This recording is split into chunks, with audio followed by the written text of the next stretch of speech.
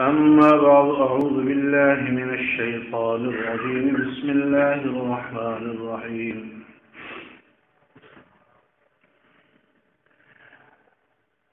هنالك دعا زكريا ربه قال رب هب لي من لدنك ذرية طيبة إنك سميع الدعاء فنادته الملائكة وهو قائم يصلي في المحراب أن الله يبشرك بيحيى مصدقا بكلمة من الله وسيدا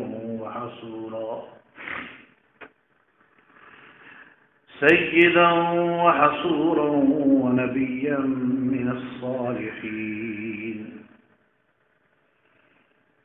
قال رب أنى يكون لي غلام وقد بلغني الكبر وامرأتي عاقر قال كذلك الله يفعل ما يشاء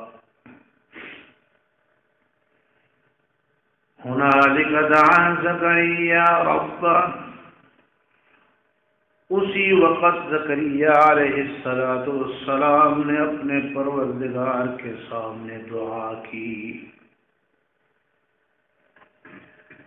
قال رب هب لي من لدنك ذرية طيبة اے میرے پروردگار مجھے اپنی طرف سے پاکیزہ اولاد عطا کر. انک سمیع الدعاء بے شک تو دعائیں سننے والا ہے. فنادته الملائکہ پھر پکارا زکریا علیہ السلام کو فرشتوں نے. وهو قائم يصلي في المحراب جب وہ اپنے محراب کے اندر کھڑے نماز پڑھ رہے تھے. ان اللہ یبشرک بیحییٰ بے شک اللہ خوشخبری دیتا ہے تجھ کو یحییٰ کی. مصدقا بکلمۃ من اللہ جو تصدیق کرنے والا ہوگا اللہ کے کلمے کی. وسیدا اور سردار ہوگا. وحصورا اور خواہشات سے پاک ہوگا. ونبیا من الصالحین اور نیک لوگوں میں اللہ کا نبی ہوگا. قال رب أنى يكون لي غلام کہا زکریا علیہ السلام نے اے میرے رب کیسے ہوگا میرے لیے بیٹا. وقد بلغني الكبر جبکہ میں بڑھاپے میں داخل ہو چکا ہوں. وامرأتي عاقر اور میری بیوی بانجھ ہے. قال كذلك الله يفعل ما يشاء کہا اللہ نے اسی طرح کرتا ہے اللہ جو کچھ چاہتا ہے. صدق اللہ العظیم وصدق رسوله النبي الكريم ونحن على ذلك لمن الشاهدين والشاكرين والحمد لله رب العالمين.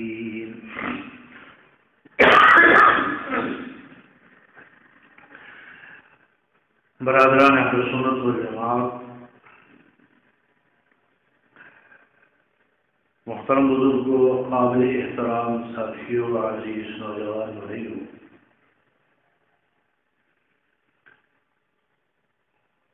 قرآن مقدس کے تیسرے سپارے کی سورہ آل عمران کے چوتھے رکوع سے چند آیات کریمات گزشتہ جمعے کو تلاوت کی گئی تھی،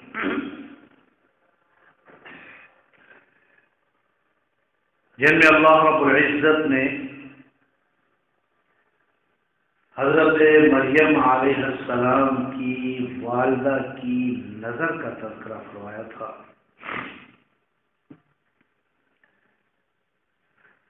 کہ انہوں نے نظر مانی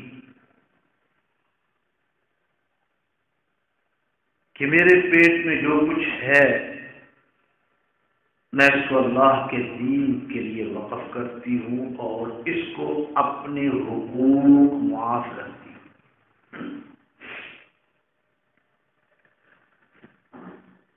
یہاں دو چیزیں بڑی واضح ہیں۔ اللہ رب العزت ایک تو یہ چیز سمجھانا چاہتے ہیں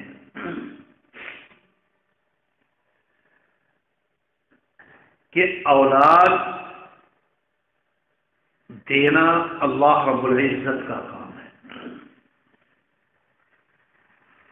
وہ اپنی حکمت کے مطابق کسی کو بچے دیتا ہے، کسی کو بچیاں دیتا ہے، کسی کو دونوں دیتا ہے، یہ اس کی اپنی حکمت ہے۔ اور دوسری یہ چیز کہ یہ والدین کی ذمہ داری ہے کہ وہ اولاد کے پیدا ہونے سے پہلے ہی ایسی نیک نیت کر لیں۔ ہم اپنے بچوں کو قرآن پاک پڑھائیں گے، ہم اپنے بچوں کو دین پڑھائیں گے، ہم اپنے بچوں کو حدیث رسول پڑھائیں گے۔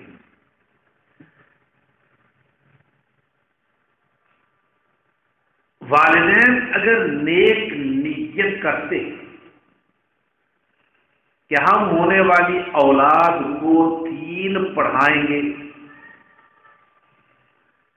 لیکن بعد میں حالات کچھ ایسے پیدا ہو جاتے ہیں کہ وہ ان کو دین نہیں پڑھا سکے، تو ان کو اس نیت کا ثواب ضرور ملے گا جو انہوں نے کی تھی،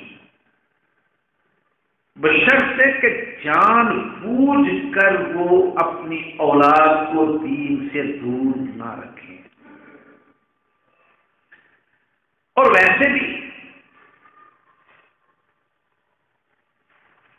حضور نبی کریم صلی اللہ علیہ وسلم کے فرمان کے مطابق دین کا وہ علم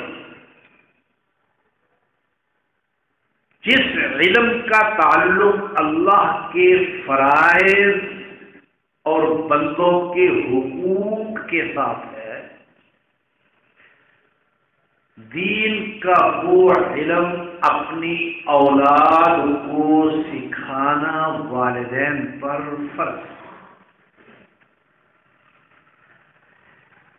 نماز کیسے پڑھنی ہے، کتنی پڑھنی ہے، اس کا طریقہ کیا ہے، روزہ کیسے رکھنا ہے، ماں کا حق کیا ہے، باپ کا حق کیا ہے، پڑوسی کا حق کیا ہے، بڑے کا حق کیا ہے، چھوٹے کا حق کیا ہے، وہ تمام چیزیں جو اللہ کے فرائض اور بندوں کے حقوق کے ساتھ تعلق رکھتی ہیں، وہ تمام چیزیں اپنی اولاد کو سکھانا والدین پر فرض ہے۔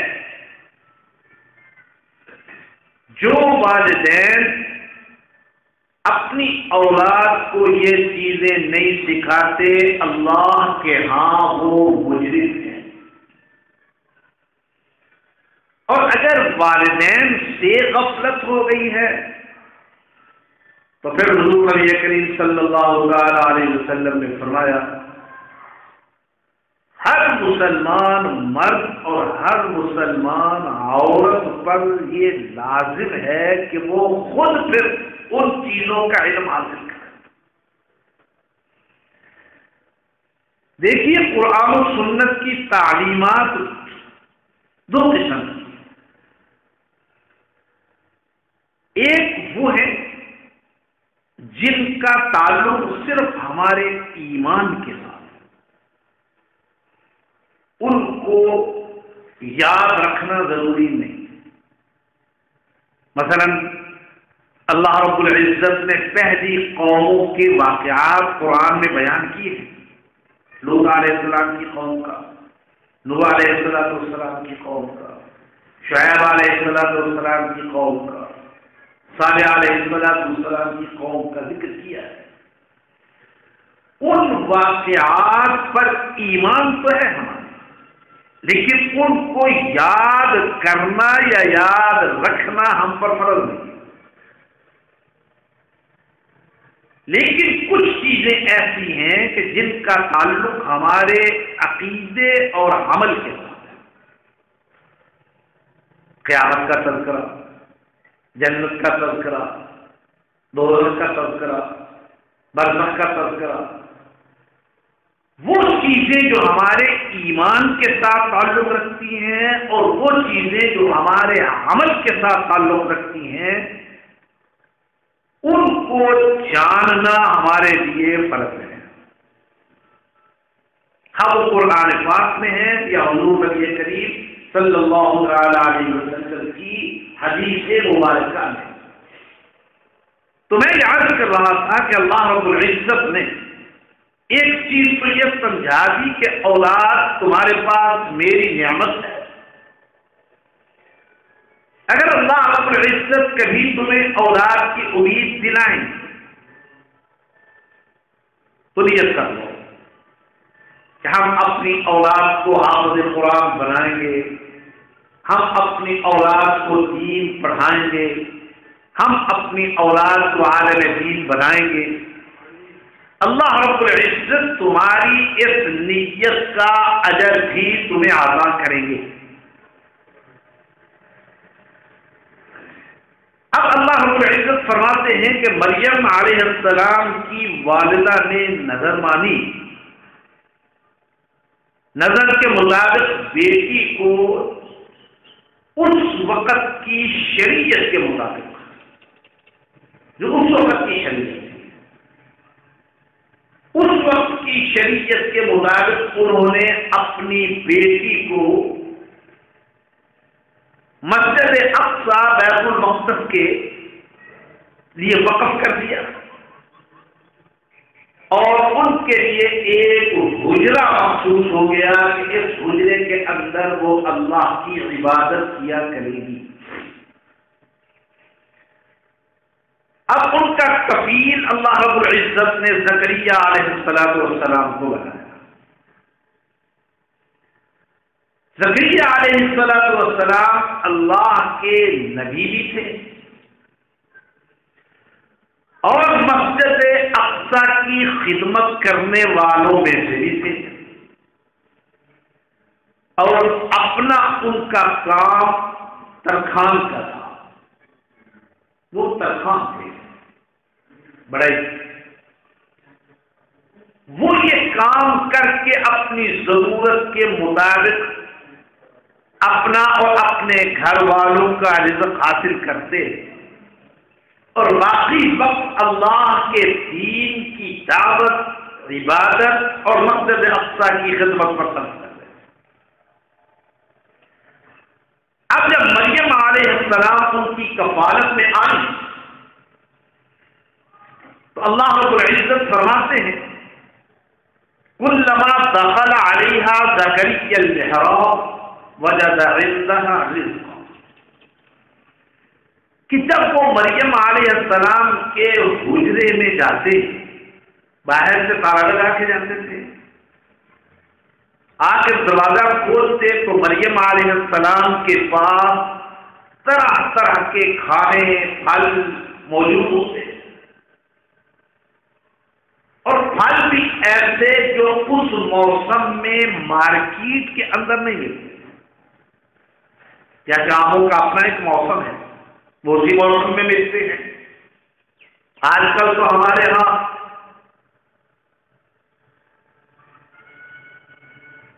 بے موسم پھل مل جاتے ہیں، اس لیے کہ ان پھلوں کو اسٹور کر دیا جاتا ہے، گوداموں کے اندر، اور پھر اس کے بعد وقت سے پہلے ان کو نکال دیا جاتا ہے، حالانکہ ابھی درختوں پر وہ پھل پکے نہیں ہوں، شور میں سماتے ہوئے ہوتے، لیکن اس دور میں یہ سہولت تو نہیں تھی۔ جس موسم کا جو پھل تھا وہ پھل اسی موسم میں ملتا تھا۔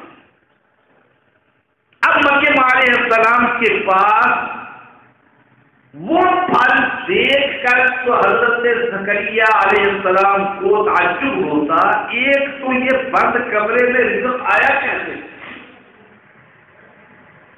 بند کمرے کے اندر میں باہر سے تالا لگا کے گیا تھا، یہ رزق آیا کیسے؟ اور دوسری حیرت یہ ہوتی کہ رزق بھی ایسا ہے، پھل بھی ایسے ہیں جو اس وقت مارکیٹ میں نہیں ملتے، جن کا موسم نہیں۔ تو زکریا علیہ السلام مریم علیہ السلام سے پوچھتے، یا مریم انا لکی ھذا، یا مریم یہ پھل یہ رزق تیرے پاس کہاں سے آیا؟ تو مریم علیہ السلام ایک ہی جواب دیتی، ہوا من عند اللہ، یہ اللہ کی طرف سے۔ یہ غیب کے ذریعے اللہ رب العزت بند کمرے کے اندر مجھے پہنچاتے ہیں، اور وہ پھل پہنچاتے ہیں جن پھلوں کا موسم نہیں۔ اب یہ دو چیزیں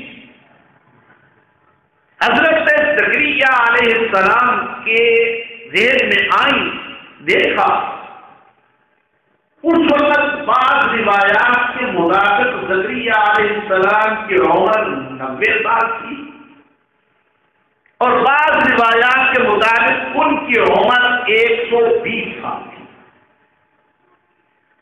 اب اتنی عمر بڑھاپا، لیکن یہ دیکھ کے کہ یہ کام تو دونوں بلا کے اولاد دینا اللہ کا کام ہے، یہ تو پیغمبر کا ایمان ہونا ہے، ہمارا یقین نہیں ہوتا کہ اللہ کے پیغمبر کا ایمان اور یقین یہی ہوتا ہے کہ اللہ رب العزت کے ہاتھ میں ہے، جس کو چاہے بیٹے دے، جس کو چاہے بیٹیاں دے، یا بڑھاپا ہے، اولاد نہیں۔ یہ دیکھ کہ بند کمرے کے اندر غیب سے اللہ رب العزت وہ پھل دے رہا ہے جن پھلوں کا موسم نہیں ہے، تو زکریا علیہ السلام فوراً اللہ کی بارگاہ میں کھڑے ہوئے۔ ہنالک دعا زکریا رب، اسی وقت حضرت زکریا علیہ السلام اپنی اللہ کی بارگاہ کے اندر نماز کے لیے کھڑے ہو گئے اور اللہ سے دعا کی، رب ہب لی من لدنک ذریۃ طیبہ، اے میرے رب تو اگر غیر سے اپنی خصوصی قدرت سے، دیکھیے ایک چیز ہوتی ہے، میرے ہاتھ کے اندر اس وقت اللہ نے ایک قدرت رکھی ہوئی ہے، میں اس ہاتھ کو ہلا سکتا ہوں، اس سے چیز پکڑ سکتا ہوں، لیکن خدا نہ خاصہ میرے اس بازو پہ فالج گر جائے، میرے بازو کی ہاتھ کی حرکت ختم ہو جائے۔ اب اس وقت اگر اس ہاتھ میں حرکت آئے تو سب کو حیرت بھی ہوتی ہے، خوشی بھی ہوتی ہے کہ اس کا بازو تو فالج زدہ ہو گیا، لیکن اس نے حرکت کی ہے، تو دیکھنے والوں کو حیرت بھی ہوتی ہے کہ یہ فالج کے باوجود اس کے انگلیاں ہیں، تو دیکھنے والوں کو حیرت ہوتی ہے۔ حضرت زکریا علیہ السلام اللہ کی بارگاہ میں کھڑے ہوئے، اے میرے رب ہب لی من لدنک ذریۃ طیبہ۔ اے میرے رب، میں نے دیکھا ہے کہ مریم کے حجرے کے اندر، بند کمرے کے اندر، جہاں کوئی آنے جانے کا، چیز پہنچانے کا کوئی راستہ نہیں، نہ کھڑکی ہے نہ سوراخ ہے، دروازہ بند ہے، میں نے دیکھا کہ وہاں تو نے رزق پہنچا دیا، اور دوسرا میں نے دیکھا کہ رزق بھی تو نے وہ پہنچایا جو اس وقت مارکیٹ میں نہیں ہے۔ تو جانتا بے شک میں پورا ہو گیا ہوں، اگر تو مریم کو بے موسم پھل دے سکتا ہے تو مجھے بھی بڑھاپے میں اولاد دینے کی قدرت تیرے ہاتھ میں ہے۔ اگر اپنی خاص قدرت سے، اب یہاں دو چیزیں آگے آ رہی ہیں۔ اے میرے رب، میں نے مریم کو دیکھا، تو نے ان کو بے موسم پھل عطا کیے، میری التجا ہے کہ میری عمر کو نہ دیکھ بڑھاپا ہے، لیکن تیرے خزانہ قدرت کے اندر کوئی کمی نہیں ہے، مجھے اولاد عطا۔ لیکن ساتھ اللہ نے زکریا علیہ السلام کی زبان سے اہل ایمان کو ایک سبق دیا کہ اللہ رب العزت سے کبھی صرف اولاد مت مانگو، یا اللہ مجھے بیٹا دے دے، یا اللہ مجھے بیٹا دے دے، یا اللہ مجھے بیٹی دے دے، کبھی بھی اپنے رب سے صرف اولاد مت مانگو، جب بھی دعا مانگو ذریۃ طیبہ، یا اللہ مجھے پاکیزہ دے دے، یا اللہ مجھے پاکیزہ بیٹی دے دے، یا اللہ مجھے پاکیزہ اولاد دے دے۔ پاکیزہ اولاد کا کیا مطلب؟ جس کے اندر اللہ اور رسول کی اطاعت بھی ہو، جس کے اندر اچھا اخلاق بھی ہو، جس کے اندر اعلیٰ کردار بھی ہو، جس کے اندر حقوق و فرائض ادا کرنے کا جذبہ بھی ہو۔ یا اللہ مجھے اپنے خزانے سے حب لی من لدنک ذریۃ طیبہ۔ ہم تو بس اللہ سے دعا مانگتے ہیں، یا اللہ نرینہ اولاد دے دے، یا اللہ نرینہ اولاد دے دے، یا اللہ بیٹا دے دے، لیکن اللہ نے زکریا علیہ السلام کی دعا سے اہل ایمان کو سبق دیا کہ جب بھی اللہ سے مانگو تو نیک اولاد مانگو۔ اور ہمارے ہاں آج کل یہ سلسلہ بھی چلا ہوا ہے کہ جب ہم کسی کو دعا دیتے ہیں اللہ تجھے لمبی اولاد دے، یہ کوئی برا کام نہیں ہے، اچھی بات ہے، لیکن اس کے ساتھ ایک لفظ کا اضافہ کر لیجئے، یا اللہ اللہ تجھے نیک اور لمبی عمر عطا فرمائے۔ جب بھی کسی کو دعا دے اللہ تجھے نیک، صالح اور لمبی عمر عطا کرے۔ کیوں؟ ایک لمبی عمر وہ ہے جو انسان نیکیوں میں بسر کرتا ہے، ظاہر بات ہے اس کے ثواب میں اجر میں اضافہ ہوتا چلا جاتا ہے، جس میں بھی لمبی عمر ملے وہ نیکیوں میں گزارے گا، اس کے ثواب اور اجر میں اضافہ ہوتا جائے گا۔ اور ایک لمبی عمر ہے گناہوں کی، وہ اس کی عمر آگے بڑھتی جائے گی، وہ گناہ کرتا جائے گا، اس کے گناہوں کی سزا بھی بڑھتی جائے گی۔ اس لیے کبھی صرف آدمی کے لیے لمبی عمر کی نہیں، اس کے لیے نیک و صالح و عمر کی دعا کرے، اچھی عمر جو آخرت کے اندر نجات دلانے والی ہو، وہ 10 سال کی کافی، لیکن لمبی عمر جو نجات دلانے والی نہ ہو بلکہ عذاب میں مبتلا کرنے والی ہو، وہ اگر 1000 سال بھی مل جائے تو بری ہے۔ اللہ رب العزت نے اہل ایمان کو ایک دعا بھی سکھائی ہے قرآن میں، ربنا هب لنا من ازواجنا وذرياتنا قرة اعين واجعلنا للمتقين اماما۔ اے میرے رب دے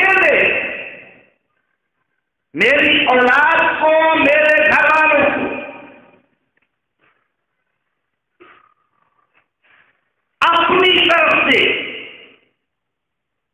قرۃ اعین، وہ چیز جو ان کو میری آنکھوں کی ٹھنڈک بنا دے۔ اب آنکھوں کی ٹھنڈک کس میں؟ حضور علیہ السلام نے تو فرمایا میری آنکھوں کی ٹھنڈک تو نماز ہے، یہ حضور علیہ السلام کا فرمان ہے۔ اب نبی کی آنکھوں کی ٹھنڈک کس چیز میں ہے؟ نماز میں۔ والدین کی آنکھوں کی ٹھنڈک کس میں ہے؟ فرما بردار اولاد میں۔ وہ اولاد جو والدین کی فرما برداری بھی کرنے والی ہے، وہ اولاد جو خدا اور رسول کی فرما برداری کرنے والی بھی ہے، اور وہ اولاد جو قیامت والے دن اپنے والدین کے پاس آئے تو اس کا نامہ اعمال اس کے سیدھے ہاتھ میں ہو اور آ کے والدین کا شکریہ ادا کرے، ابا جی، امی جی، آپ کا شکریہ کہ آپ نے دنیا کے اندر مجھے اچھی تربیت دی، میری اچھی تعلیم کا انتظام کیا، اور آج اس کا رزلٹ میرے سیدھے ہاتھ میں ہے۔ وہ خوشی کے ساتھ والدین کے پاس جب جائے گا تو ان کی آنکھوں کو ٹھنڈک ملے گی۔ لیکن خدا نخواستہ اگر بیٹا بیٹی اپنا نامہ اعمال الٹے ہاتھ میں لے کر جائیں والدین کے پاس میدان محشر میں، تو ان کا عالم کیا ہوگا؟ یہ اللہ کی راستہ ہے۔ تو اللہ رب العزت نے فرمایا کہ تم اپنی اولاد کے لیے، گھر والوں کے لیے 2 چیزوں کی دعا کیا۔ ایک، ربنا هب لنا من ازواجنا وذرياتنا قرۃ اعین، میرے گھر والوں کو، میری اولاد کو آنکھوں کی ٹھنڈک بنا دے، اور دوسری وجعلنا للمتقین اماما، میری اولاد صرف نماز پڑھنے والی نہ ہو بلکہ میری اولاد نماز میں امامت کرنے والی ہو، میری اولاد صرف دین پر عمل کرنے والی نہ ہو بلکہ میری اولاد دین کے اندر دوسروں کی رہنمائی کرنے والی ہو، میری اولاد امام ہو، امام متقین کی امامت ان کے ہاتھ میں ہو، ایمان والوں کی امامت کرے، میری اولاد صرف نیک عمل نہ کرے بلکہ نیک عمل کرنے کے ساتھ دوسروں کو نیک عمل کی طرف لانے والی امام بھی بنے۔